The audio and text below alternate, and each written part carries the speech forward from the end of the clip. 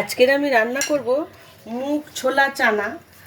এগুলো ভিজিয়ে রাখি, গজ হয়ে গেলে খাওয়ার জন্য খুব উপকারী। এটা মুগ আর ছোলা ভিজিয়ে গজ করা হয়, কিন্তু 2-3 দিন খাওয়ার পর আর ভালো লাগে না, তখন অনেকটা রয়ে গেছে। এটা দিয়ে বানাবো আমি আজকে পাকোড়া। পাকোড়াটা উপকার কতটা জানি না, কিন্তু খেতে খুব টেস্টি হয়।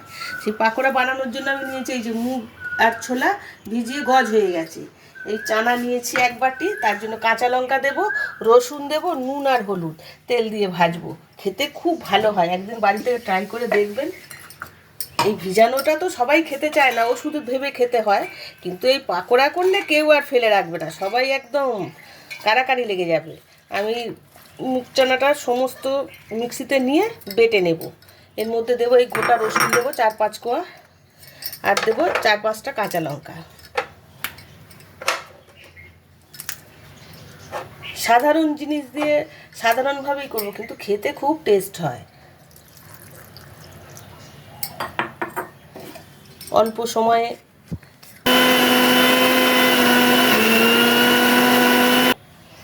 আমি মিক্সিতে বেটে নিয়েছি কাঁচা লঙ্কা, রসুন, মুগ ছোলার চানাটা, গজ হওয়া চানা। এটা এখন আমি বলে ঢেলে নিলাম। ব্যাটারটা ঢেলে নিয়েছি, এখন এটা আন্দাজ মতো নুন দেব, 1 চামচ নুন দিলাম, আর 1/2 চামচের মতো হলুদ দেবো আমি, দিয়ে এটাকে আমি ভালো করে মেখে নেব। গ্যাসটা জ্বেলে নিই। এখন আমি কড়াইতে তেল দিয়ে দেবো, একটু ডুবো তেলেই ভাজতে হবে যেহেতু পাকোড়া টাইপ। তেলটা পরিমাণ মতো ঢেলে নিয়েছি, তেল গরম হয়ে এসছে।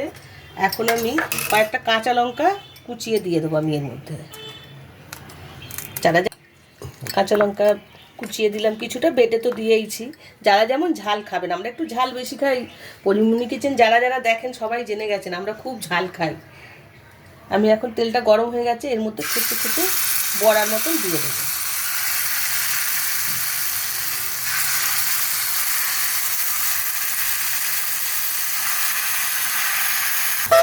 একটু ভাজা হয়ে গেছে, এখন আমি উল্টে দেবো। উল্টে একটা হালকা এরকম চাপ দিয়ে দেবো, তাহলে ভাজাটা খুব ভালো হয়, ভিতরটা আর কাঁচা থাকে না।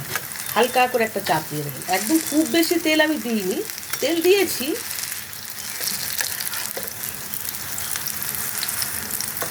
রেডি হয়ে গেছে কোড়াগুলো। আস্তে আস্তে আমি এই টিস্যু পেপারে তুললাম যাতে তেলটা টেনে নেয়। টিস্যু পেপার যদি বাড়িতে সবসময় না থেকে থাকে, খবরের কাগজ দিলেও হয়।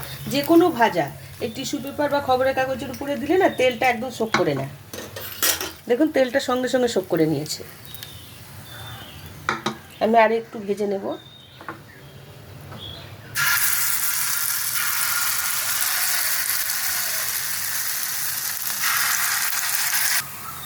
রেডি হয়ে গেছে মুগ ছোলার পাকোড়া বা বড়া।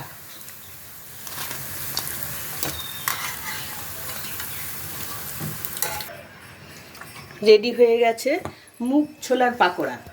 এইভাবে মুগ ছোলা ভিজিয়ে রেখে গজ হয়ে গেলে খাওয়ার পরে যেটুকু থাকবে অবশিষ্ট, সেটা দিয়ে এইভাবে বড়া করে দেখবেন, বড়া বা পাকোড়া খুব ভালো লাগবে। চায়ের সাথে তো একদম